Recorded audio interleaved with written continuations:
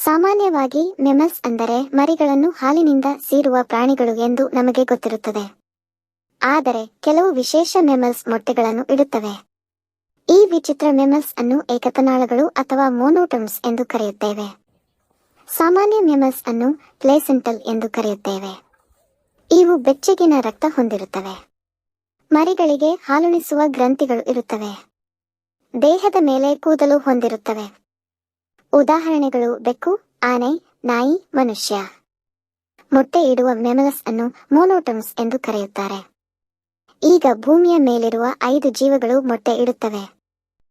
ಆದರೆ ಮರಿಗಳನ್ನು ಹಾಲಿನಿಂದ ಸೀರುತ್ತವೆ. ಉದಾಹರಣೆಗಳು ಪ್ಲಾಟಿಪಸ್, ಏಕಿಡ್ನಾ.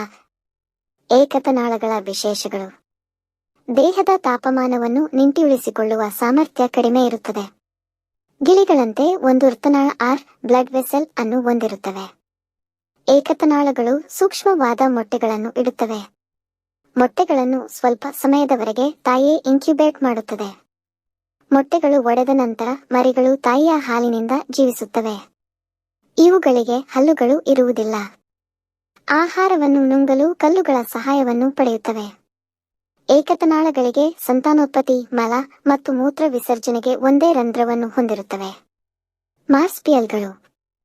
ಇವುಗಳ ಮುಖ್ಯ ಲಕ್ಷಣ ಎಂದರೆ ಹೊಟ್ಟೆಯ ಕೆಳಗೆ ಚೀಲದಂತಹ ಒಂದು ಚೀಲ ಇರುವುದು. ಇತರ ಮೆಮಲ್ಸ್ ಗಿಂತ ಭಿನ್ನವಾಗಿ ಮಾರ್ಸ್ಪಿಯಲ್ಗಳ ಮರಿಗಳು ಅಲ್ಪವಿಕಸಿತವಾಗಿ ಜನ್ಮ ನೀಡುತ್ತವೆ.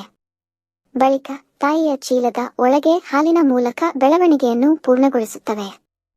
ಕೆಲವು ಪ್ರಮುಖ ಮೆಮಲ್ಸ್ ವಿಭಾಗಗಳು. ಸರ್ವಭಕ್ಷಕ ಮೆಮಲ್ಸ್.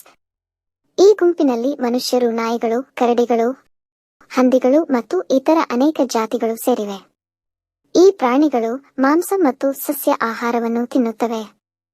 ಮಾಂಸಾಹಾರಿ ಮೆಮಲ್ಸ್ ಈ ಗುಂಪಿನಲ್ಲಿ ಸಿಂಹಗಳು, ಹುಲಿಗಳು, ಚಿರತೆಗಳು, ನರಿಗಳು ಮತ್ತು ಇತರ ಪ್ರಾಣಿಗಳು ಮಾತ್ರ ಮಾಂಸವನ್ನು ತಿನ್ನುತ್ತವೆ. ಸಸ್ಯಾಹಾರಿ ಮೆಮಲ್ಸ್.